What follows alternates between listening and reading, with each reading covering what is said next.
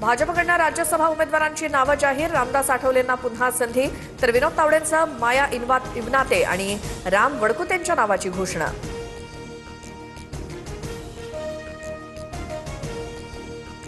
शरद पवार पुन्हा एकदा राज्यसभेवर जाणार. काँग्रेस आणि ठाकरेंच्या शिवसेनेकडनं राज्यसभेसाठी पवारांच्या नावावर शिक्कामोर्तब.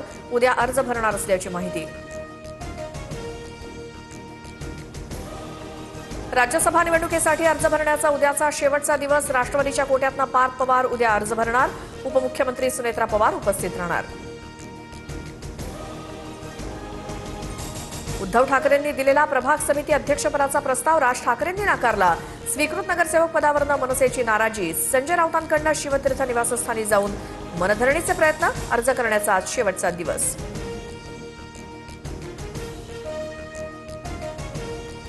शिंदेंच्या दावोस दौऱ्याच्या वेळी एकनाथ शिंदेंचं विमान पाडू अशी धमकी इराकनं दिलेली होती. विनापरवानगी विमान देशात गेल्यामुळे पाडण्याचा इशारा. रोहित पवारांचा बीएसआयच्या बेजबाबदारपणावरती खळबळजनक आरोप.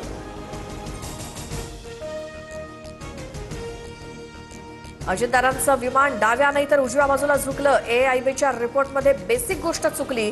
विमान कुठेही झुडपाला टचही झालेलं नाही. रोहित पवारांनी अहवालातले दावे फेटाळले.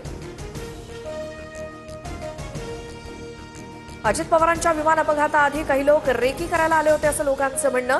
खरंच रेकी झाली होती का? सीबीआय सीआयडीनं याचा तपास करावा. रोहित पवार यांची मागणी. दोन्ही राष्ट्रवादीच्या विलिनीकरणाबाबत आता कुणाशीही चर्चा नाही. अजितदारांच्या निधनानंतर विलिनीकरणाची चर्चा पूर्णपणे थांबली. जयंत पाटलांकडनं स्पष्ट. अजित पवार हयात असताना सुनील तटकरेंविरोधात राष्ट्रवादीच्या विविध सेलच्या प्रदेशाध्यक्षांचे राजीनामे. अजितदादांनी न मंजूर केलेले राजीनामे मृत्यूनंतर मंजूर. सूत्रांची माहिती. आयातुल्ला खामेनींच्या निधनानंतर पुत्र मोस्तबा खामेनींकडे इराणची सूत्र, तर इराणच्या प्रत्येक नव्या सुप्रीम लीडरला मारणार. इस्रायलच्या संरक्षण मंत्र्यांची धमकी. अमेरिका स्पेनसोबत सर्व व्यापारी संबंध तोडणार. राष्ट्राध्यक्ष डोनाल्ड ट्रम्प यांची घोषणा. अमेरिकेला इराण विरोधातील लष्करी कारवाईसाठी तळ देण्यास स्पेननं नकार दिला होता. इराण विरुद्धच्या युद्धासाठी अमेरिकेकडनं मोठा फौजफाटा तैनात. अमेरिका आखाती देशांमध्ये 50,000 सैनिक उतरवणार.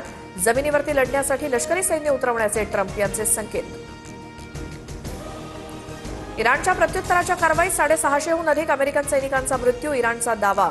अमेरिकेकडनं अद्याप कोणतीही प्रतिक्रिया नाही.